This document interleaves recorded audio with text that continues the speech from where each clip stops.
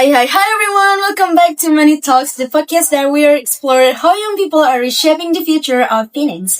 I'm your beloved host, Zalaicha, and today we're diving into something that's super duper relevant for all of us nowadays. It is financial literacy and the rise of e-money among Gen Z. Okay, well everyone, today we've got three amazing guests joining me today. There is Naomi, a college student who's passionate about budgeting, and there is Puspa, a digital marketing intern and online shopper, and there is Feliycia, a fintech enthusiast who's been studying the growth of digital payments in Indonesia. Welcome everyone! Alright, let's kick things off with something that we all experience almost every single of the day. It is using e-money.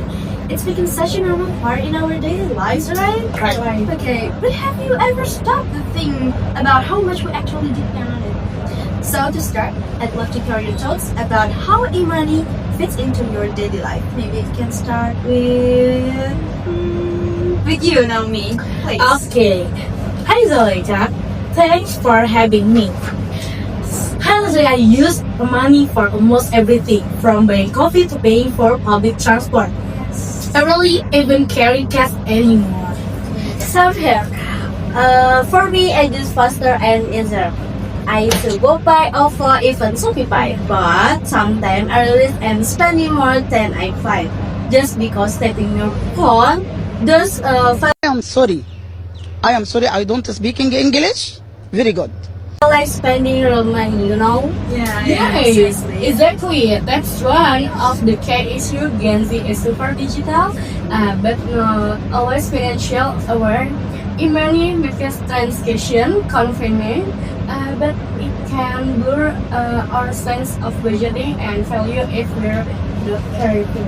Well, that's a great point. It's like technology gives us financial power, but also new financial habits. But I think that's not all of them are good, by the way. Yeah.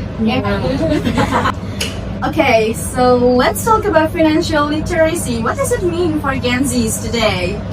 Financial literacy isn't just about saving money. It's about understanding how money works, budgeting, investing, manage debt, and being aware of risks.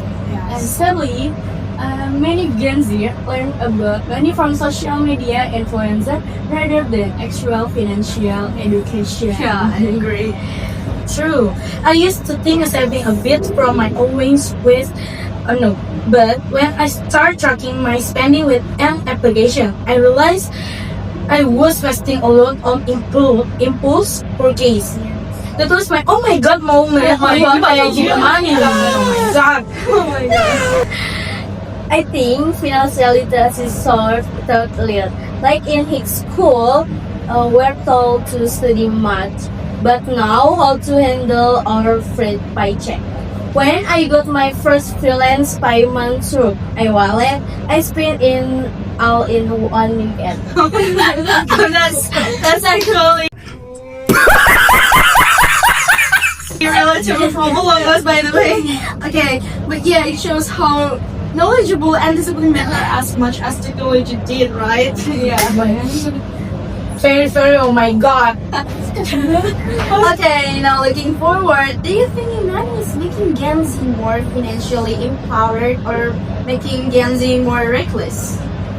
But honestly, the tools are there to make things easier, like instant transfer, e-budgeting, even micro-investing. But if users don't understand the financial principles, conventions turns into consumptions. Oh yeah. Yeah, it's both balance. I like how some applications now show spending categories and daily limits. They kind of teach you financial responsibility while you start. And let's not forget how e-money helps my business too. My friend sells digital art and most of her payment comes from curious. E-money really opens opportunities for you entrepreneurs. Oh yeah, that's so inspiring, by the way. So, e-money isn't just the problem. Yeah, I mean, it's how we handle it that really shapes the outcome. Yeah. Yes.